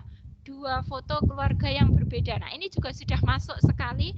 Jadi sudah masuk ke materi, ada gambar 2 foto keluarga dari materi reproduksi ini tadi, nggih. Kemudian aktivitas muridnya itu mengamati tayangan gambar, ya. Ini sudah aktivitas sesuai dengan sintaknya. Kemudian pada identifikasi masalah itu guru memberi kesempatan kepada peserta didik untuk bertanya tentang gambar dalam tayangan tersebut. Guru membimbing diskusi bagaimana proses terbentuknya individu baru melalui pembelahan sel secara mitosis maupun meiosis. Guru membagikan LKPD, ya, ini juga sudah masuk untuk identifikasi masalah, karena pada identifikasi masalah itu guru di situ dituntut untuk mengidentifikasi sebanyak mungkin agenda yang relevan dengan bahan pembelajaran. Kemudian salah satunya dipilih dan dirumuskan dalam bentuk hipotesis, begitu, nggih. Kemudian aktivitas siswa menanyakan tentang gambar dalam tayangan, kemudian mendiskusikan, itu juga sudah masuk. Pada mengumpulkan informasi, itu guru mengamati dan memberikan bantuan seperlunya. Kemudian pada aktivitas siswa mengumpulkan data dari berbagai sumber, misalnya dari internet, kemudian dari buku perpustakaan, itu sudah masuk di sintak mengumpulkan informasi. Kemudian membuktikan atau memverifikasi dan menyimpulkan. Ini sudah sesuai sekali, menyampaikan hasil, memandu jalan diskusi, membimbing siswa membuat kesimpulan. Siswa menarik kesimpulan. Mungkin itu saja Bu Widi. Sudah contoh-contoh untuk tadi komplit ya, ada discovery learning, kemudian ada PBL, kemudian ada contoh inquiry learning tadi dari beberapa teman-teman yang sudah presentasi hari ini. Begitu Bu Widi, mungkin waktu bisa saya kembalikan pada Bu Widi. Ya, terima kasih Kak. Tepat sekali, 1 jam ya, 11 kurang 1 menit, 11.25. Baik, Bapak Ibu, sebelum kita masuk ke sesi tanya jawab, saya ingatkan kembali di kolom chat telah di-share atau telah dipublish link untuk melakukan presensi. Jadi Bapak Ibu bisa melakukan presensi melalui kolom chat, sudah diberikan link untuk presensi. Demikian. Baik, demikian tadi paparan materi dari narasumber kita tentang model-model pembelajaran. Kemudian yang kedua tentang sisipan ya, yang ini sangat penting dan sekarang sedang digalakkan oleh Dinas Pendidikan dan Kebudayaan Kabupaten Wonogiri karena menargetkan untuk 2.000 guru penggerak pada angkatan 7 ini. Jadi nanti Bapak Ibu juga boleh menanyakan tentang guru penggerak. Kemudian yang ketiga adalah review dari tagihan atau tugas analisis model-model pembelajaran yang sudah Bapak Ibu kirimkan. Nah, baik Bapak Ibu, kita masuk ke sesi tanya jawab. Bapak Ibu bisa raise hand atau Bapak Ibu bisa menuliskan di kolom chat tentang materi kita pada hari ini. Silakan. Sambil saya cek kolom chat terlebih dahulu. Ya.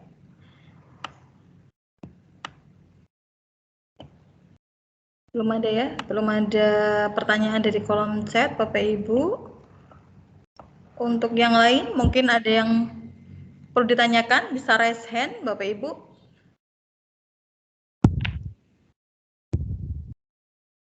Oke Bu Widi, di akhir acara ini kami buat semacam refleksi untuk kegiatan kami hari ini. Jadi dalam Jambot itu sudah saya share di chat untuk refleksi kita. Monggo bisa diisi refleksi kegiatan kita hari ini apa. Silahkan Bapak Ibu peserta webinar untuk menuliskan di situ. Ya, baik. Terima kasih. Ya Bapak Ibu, demikian tadi yang pertama ada link untuk presensi di kolom chat yang Bapak Ibu harus isi ya supaya tidak terlewatkan seperti pertemuan kemarin mungkin ada yang terlewat ya. Silahkan diisi presensinya. Yang kedua, refleksi dari kegiatan hari ini telah dikirimkan link Google Jamboard ya. Silahkan Bapak Ibu bisa isi ya apa namanya pendapat atau evaluasi Bapak Ibu tentang kegiatan hari ini di sana. Ya. Masih kami tunggu untuk yang bertanya, raise hand. Saya cek dulu di kolom chat. Ini ada pertanyaan dari Dr. Andes Parmo MPD. Ya, pertanyaannya, ya apa yang mendasari Ibu sudah mengikuti CGP? Kemudian yang kedua nanti saya bacakan dulu ya untuk Kak Cimit nanti bisa dicatat satu-satu. Yang pertama itu dari Dr. Andes Parmo MPD, apa yang mendasari Ibu sudah mengikuti CGP ini kayaknya ya, bukan CPG ya, CGP ya, calon guru penggerak ya Pak Parmo. Katanya itu. Kemudian yang kedua, dalam pembuatan kelompok, bagaimana sebaiknya agar proses pembelajaran hasilnya maksimal? Apakah perlu pemetaan kebutuhan siswa? Ini dari Bapak Sri Hartono. Mungkin ini terlebih dahulu, Kak, bisa dijawab. Iya, Bu Widi, terima kasih. Terima kasih untuk pertanyaannya Bapak Dr. Andes Parmo MPD. Jadi, apa yang mendasari Ibu mengikuti CPG ya. CGP. Mungkin CGP mungkin ya. Memotivasi teman, semoga ini bisa memotivasi teman-teman yang lain nggih Pak Parmo. Jadi yang mendasari saya ikut guru penggerak itu dulunya itu sebenarnya awalnya memang hanya sebuah keterpaksaan ya, sebuah keterpaksaan karena dituntut. Waktu itu saya hanya diminta untuk mengikuti seleksi CKS atau guru penggerak. Akhirnya saya memilih guru penggerak. Kemudian di awal perjalanan, begitu saya mengikuti dan mendapat pembelajaran yang ada di guru penggerak itu, ternyata apa yang kita peroleh di sana itu sangat-sangat luar biasa sekali. Sangat luar biasa, banyak sekali yang bisa kita peroleh. Paradigma-paradigma baru, ilmu-ilmu baru, apapun kita bisa berinteraksi dengan teman-teman, kita bisa berbagi, berkolaborasi, kemudian kita juga bisa melaksanakan praktek langsung, kita bisa melakukan refleksi terhadap diri kita. Ternyata selama ini apa yang sudah kita lakukan itu belum benar-benar sepenuhnya benar. Jadi apa yang sudah kita lakukan dalam kegiatan pembelajaran, dalam bagaimana proses dengan Bapak Ibu guru atau dengan rekan sejawat, dengan kemudian dengan teman-teman lain, dengan siswa juga itu ternyata belum benar-benar yang mengarah pada praktek baik seperti itu. Tapi setelah saya mengikuti pendidikan guru penggerak ini, meskipun yang awalnya itu masih agak terpaksa, akhirnya kita nikmati, enjoy, dan sampai sekarang alhamdulillah banyak manfaatnya. Alhamdulillah. Monggo yang belum mendaftar segera mendaftar. Mungkin itu Pak Parmo. Jadi yang mendasari saya itu akhirnya sekarang itu yang mendasari saya jadi suatu keinginan untuk semakin berkembang, semakin meningkatkan kemampuan saya. Ternyata saya itu tidak ada apa-apanya dibandingkan dengan teman-teman rekan-rekan dari sekolah lain yang mengikuti guru penggerak. Kita itu jauh sekali dengan mengikuti ini, ternyata banyak sekali, banyak sekali. Jadi monggo ini motivasi buat Bu Widi juga, Bu Tina. Kemudian pertanyaan langsung yang kedua, Bu Widi, dalam pembuatan kelompok, bagaimana sebaiknya agar proses pembelajaran hasilnya maksimal? Apa itu perlu pemetaan kebutuhan siswa? Nah, ini juga saya peroleh dari mengikuti PGP. Nah, Pak Hartono, terima kasih pertanyaannya. Jadi dulu kalau kita membentuk kelompok itu kan wes pokoknya kamu berkelompok anak-anak seperti itu. Tapi ternyata setelah mengikuti PGP kita itu jadi tahu. Kita menjadi mengerti bagaimana membentuk kelompok itu dengan benar. Jadi pembentukan kelompok itu harus berdasarkan pemetaan kebutuhan siswa. Jadi kita harus bisa memetakan kebutuhan siswa itu seperti apa. Misalnya bisa berdasarkan dari gaya belajarnya, atau dari profil belajarnya, mungkin dari kesiapan belajarnya, mungkin juga dari minat belajarnya. Jadi kalau pengalaman saya setelah mengikuti PGP, pengalaman saya setelah mengikuti PGP, saya membentuk kelompok itu berdasarkan minat dari peserta didik. Jadi minat anak-anak. Anak-anak, coba hobi kalian apa? Itu hanya dari dasar itu saya bisa mengelompokkan. Ternyata anak-anak itu kalau kita tanya, oh minatnya ada yang minatnya voli, ada yang minatnya membaca, dan ketika anak-anak itu kita jadikan satu kelompok, itu akan menghasilkan satu diskusi yang benar-benar luar biasa buat mereka. Jadi bisa kita gunakan juga mengenai gaya belajar.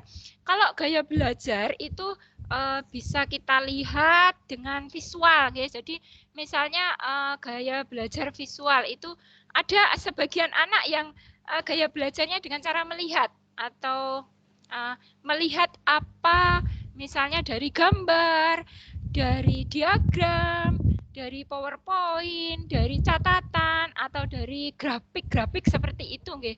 Kemudian ada juga dari auditori. Jadi kalau auditori itu dengan cara mendengar.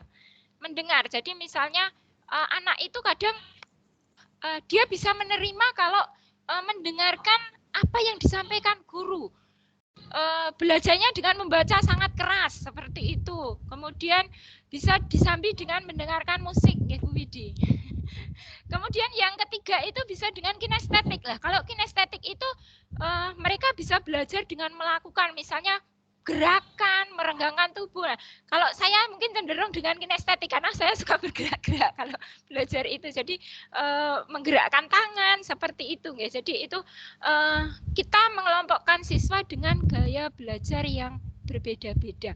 Mungkin itu saja Pak Sri Hartono. Pak Sri Hartono ini sebenarnya Pak Pepe, ya, beliau mungkin lebih paham tentang proses pemetaan kebutuhan siswa ini, ya. Jadi ada 3 proses itu tadi, melalui kesiapan belajar siswa, melalui minat, dan melalui profil belajar siswa. Mungkin itu Bu Widi.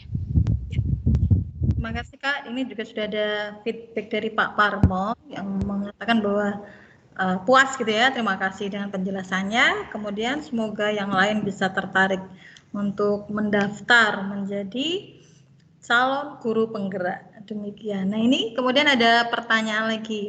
Ini juga ada feedback dari Pak Hartono ya, jempolnya sudah muncul di kolom chat. Terima kasih Pak Hartono feedback yang diberikan. Kemudian ada pertanyaan yang pertama dari Bu Pordiati. Mohon izin bertanya, setelah ada review dari pemateri tugas yang sudah dikumpulkan apakah bisa direvisi? Itu yang pertama. Kemudian dari Bu Murtining SPD, untuk mendaftar guru penggerak itu kan ada syaratnya ya. Salah satu syaratnya adalah memiliki masa sisa mengajar tidak kurang dari 10 tahun. Dengan demikian tidak semua guru bisa mendaftar gitu. Jadi ternyata Bapak Ibu tidak semua guru bisa mendaftar jadi CGP. Oleh karena itu bagi yang memenuhi syarat ini mungkin bisa lebih semangat lagi ya mengikuti CGP. Monggo Kak bisa ditanggapi. Okay. Terima kasih Bu Widi. Yang pertama tadi adalah review dari pemateri tugas yang sudah dikumpulkan apa bisa direvisi. Monggo Bu, masih bisa diberi kesempatan untuk merevisi tugasnya. Silakan, masih ada 1 minggu ini sampai tanggal 2 April, ya. Silakan untuk direvisi tugasnya dan dikumpulkan. Untuk jawaban dari Bu Purdiati gitu Bu Widi. Kemudian menanggapi untuk yang dari Bu Murtining, Bu, karena memang dibatasi ya untuk program guru penggerak ini memang dibatasi tidak kurang dari 10 tahun yang mengikuti dari program Kemendikbudristek. Jadi seperti itu. Tetapi karena di sekolah atau apabila ya di sekolah penjenengan itu ada salah satu CGP atau adalah salah satu Bapak Ibu guru yang mengikuti pendidikan program guru penggerak ini, nah di sekolah itu nanti apa yang kita dapat pada CGP itu bisa kita sosialisasikan dan kita sampaikan pada rekan-rekan yang ada di sekolah. Jadi untuk Bu Murtining, jika memang usia sudah tidak memenuhi, monggo Ibu bisa ikut dalam komunitas praktisi yang sudah dibentuk oleh teman-teman Bapak Ibu guru yang sudah masuk di guru penggerak. Nah, pada komunitas praktisi ini di situ juga akan oleh Ibu guru penggerak atau Bapak Ibu guru yang masuk guru penggerak akan disampaikan apa saja yang didapat dari program guru penggerak ini. Jadi istilahnya itu guru penggerak lokal ngaten Bu. Jadi di situ kita bisa mengambil dan bisa menerapkan apa saja yang sudah diperoleh di guru penggerak. Misalnya tentang budaya positif budaya positif tentang kesepakatan kelas. Jadi bagaimana kita membuat sebuah kesepakatan kelas, nih. Membuat sebuah kesepakatan kelas. Kesepakatan kelas ini ya, suara hilang. Suara hilang? Sudah? Sudah. Oke. Jadi dengan kesepakatan kelas itu diharapkan akan lebih memotivasi siswa untuk tergerak dari dalam. Kenapa kok? Pertanyaannya, kenapa kok tidak peraturan saja? Atau sekarang sudah ada tata tertib atau sudah ada peraturan, nggih? Tapi kenapa harus suatu kesepakatan kelas atau suatu keyakinan kelas? Jadi kesepakatan kelas itu dia dimunculkan dari dalam, jadi memotivasi secara intrinsik. Jadi seseorang itu akan lebih bersemangat atau tergerak untuk melaksanakan dan menjalankan keyakinannya dari apa yang sudah dibuat bersama dalam satu kelas. Kalau tata tertib kan, oh ini harus kamu tepati. Mereka melaksanakan dengan sangat terpaksa. Tetapi kalau keyakinan ini beda. Itu salah satu Bu Martining yang kita dapat. Jadi monggo, meskipun tidak bisa masuk ke dalam Kemendikbudristek dalam program guru penggerak, penjenengan bisa masuk dalam komunitas praktisi yang dibentuk oleh Bapak Ibu guru penggerak di sekolah masing-masing. Semoga saja di setiap sekolah itu terdapat satu atau bahkan lebih calon guru penggerak, dan nantinya di situ akan ada satu komunitas yang akan mempelajari apa-apa yang kita dapat di guru penggerak. Ngaten Bu Martining, Bu Widi, mungkin saya kembalikan waktunya. Ya, terima kasih Kak. Ini untuk dari Bu Purdiati sudah ada feedback. Terima kasih begitu. Kemudian untuk yang penjelasan dari Bu Martining tadi, jadi untuk Bapak Ibu guru yang memang sudah tidak memenuhi syarat untuk mengikuti pendidikan calon guru penggerak ya, begitu mungkin bisa mengikuti semacam komunitas yang sudah disampaikan oleh narasumber tadi, sehingga Bapak Ibu tetap update ya tentang pengetahuan di dunia pendidikan yang terkini. Begitu. Nah, ini ada feedback dari Ibu Martining ya. Terima kasih penjelasannya seperti itu. Kemudian ya, masih ada lagi pertanyaan Bapak Ibu? Bisa dituliskan di kolom chat atau raise hand. Masih ada waktu. Ya, cek belum ada yang raise hand ya. Kita cek lagi di kolom chat. Ya. Belum ada. Ya, ini ada pengumuman dari Pak Parmo. Ya. Bapak Ibu, saya ingatkan kembali untuk mengisi daftar hadir atau presensi, link yang sudah disampaikan di kolom chat. Ya, linknya sudah di-share di kolom chat, itu yang pertama. Kemudian yang kedua, mengisi evaluasi dari kegiatan hari ini yang ada di kolom chat yang sudah di-share oleh pemateri kita hari ini. Ya, demikian. Masih ada yang ditanyakan lagi? Saya cek sudah tidak ada di kolom chat. Kemudian untuk yang raise hand, tidak ada lagi? Tidak ada ya? Kalau tidak ada, mungkin closing statement ini Kak, yang perlu digarisbawahi ini dari kegiatan kita hari ini. Ya, silakan Kak. Suaranya kecil sekali. Ini mikrofonnya melarat mungkin. Oh, ya. Saya tadi agak maju ke depan karena apa? Mata saya agak burung Bu Widi. Ya. Tidak kelihatan. Membaca chat di kolom chat itu tidak kelihatan. Ya. Oke, terima kasih untuk semua tanggapan dari Bapak Ibu tentang materi hari ini. Mungkin ada satu closing statement yang bisa saya sampaikan, ini sekaligus motivasi untuk kita semua bahwa hanya ada satu bukti dari kemampuan, yaitu tindakan. Jadi apapun kemampuan yang kita miliki, kalau tidak ada tindakan, maka semuanya akan sia-sia. Itu yang pertama. Kemudian yang kedua, mungkin mengetahui saja kita tidak akan cukup. Tetapi kita harus menerapkan. Termasuk kemauan saja tidak cukup. Kita harus melakukan. Jadi monggo harapan saya setelah kita mengetahui pembelajaran termasuk tadi yang ada di program pendidikan guru penggerak, kita tidak hanya cukup berhenti di mengetahui saja. Tapi mari apa yang sudah kita dapatkan itu untuk dapat kita terapkan. Termasuk tadi, tidak hanya memiliki satu kemauan, tapi mari bersama-sama kita melakukan perubahan. Kita bisa melakukan perubahan itu kalau kita melakukan secara bersama-sama. Jadi kalau hanya sendiri itu ibarat ada di tumpukan jarum, ya Bu Widi. Harus benar-benar membutuhkan suatu ekstra kerja keras yang kuat. Tetapi jika bersama-sama, insya Allah itu akan segera tercapai.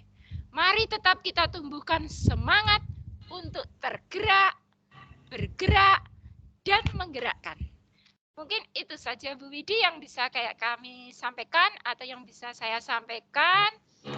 Semoga bermanfaat untuk Bapak Ibu semua, dan tentunya banyak sekali kekurangan dari apa yang sudah kami sampaikan. Saya mohon maaf untuk segala kekurangan dan kurang lebihnya. Demikian Bu Widi. Wassalamualaikum warahmatullahi wabarakatuh. Waalaikumsalam warahmatullahi wabarakatuh. Ya, terima kasih Kak atas paparan materi dan closing statement-nya. Ya, sebelumnya saya bacakan dulu, ini ada pengumuman dari Bapak Ketua, ya pengumuman peserta KKG IPA di kolom chat ya. Satu, terima kasih atas kebersamaan kita semua di IN2. Yang kedua, kegiatan on paket 1 itu dilaksanakan tanggal 2 April 2022 ya.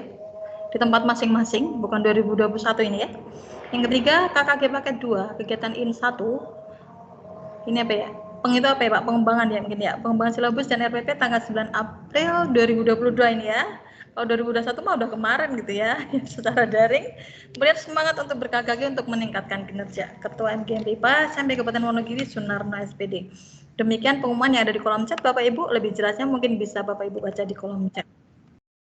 Ya, demikian tadi Bapak Ibu kegiatan KKG paket 1 in service 2 MGMP IPA Supraya 01 Wonogiri telah kita lewati dengan lancar. Semoga materi kali ini semakin menginspirasi dan mencerahkan kita sehingga sebagai pendidik kita selalu berusaha untuk memfasilitasi pembelajaran yang berkualitas, efektif dan juga menyenangkan tentunya sehingga sesuai dengan filosofi Ki Hajar Dewantara dalam proses pembelajaran ya yang saling asah, asih dan asuh.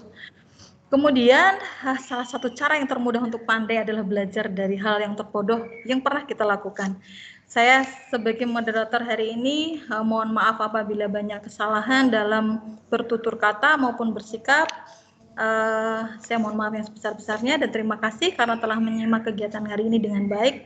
Dan saya apresiasi bagi Bapak Ibu yang sudah menyimak dan juga memberikan pertanyaan. Saya rasa cukup sekian. Saya akhiri. Assalamualaikum warahmatullahi wabarakatuh. Waktu saya kembalikan kepada saya.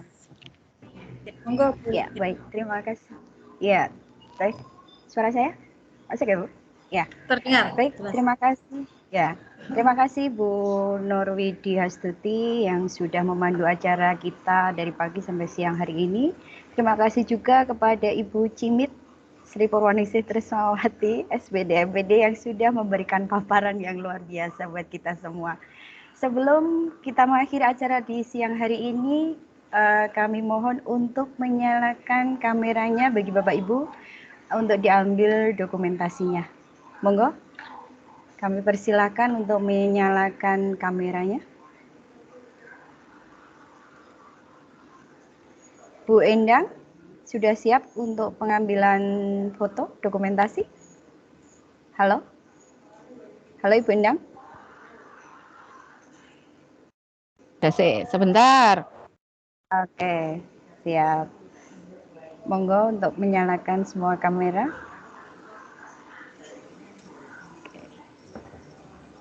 Ya, Sudah siap Ya. Bu Endang? Oh, jika Monggo dibantu Bu Endang ini dihitung. sinyalnya kurang. Oke.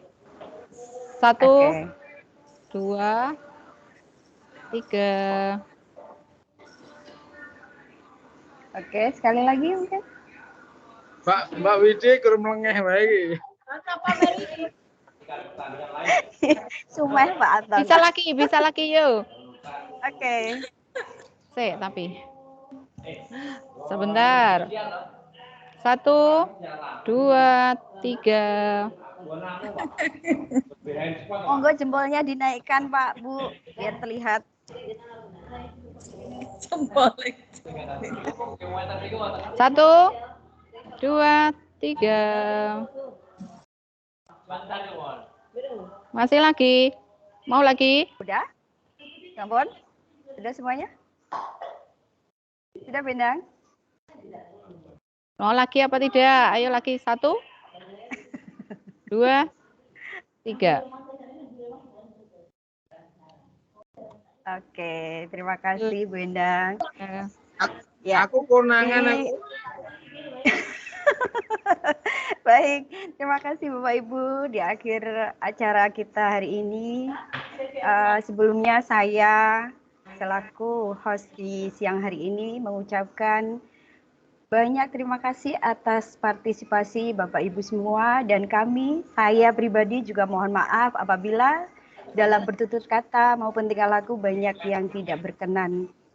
Sebelum kita tutup, marilah bersama-sama kita mengucapkan hamdalah untuk mengakhiri acara siang hari ini.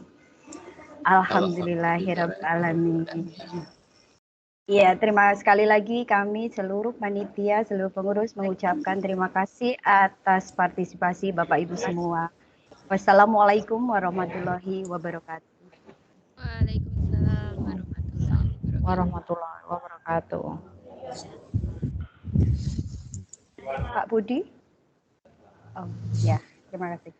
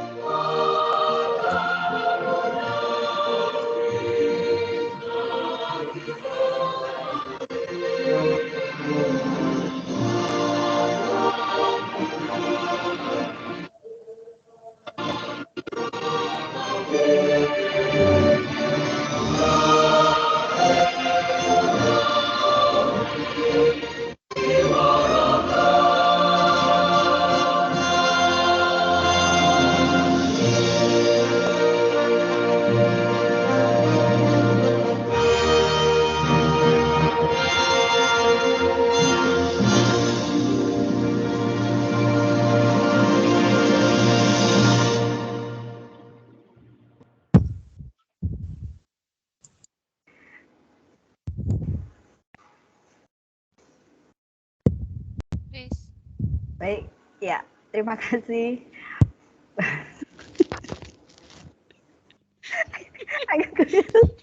Lah pesertanya wis entek. Ayo. Aku goleki absen nih ora ketemu ya.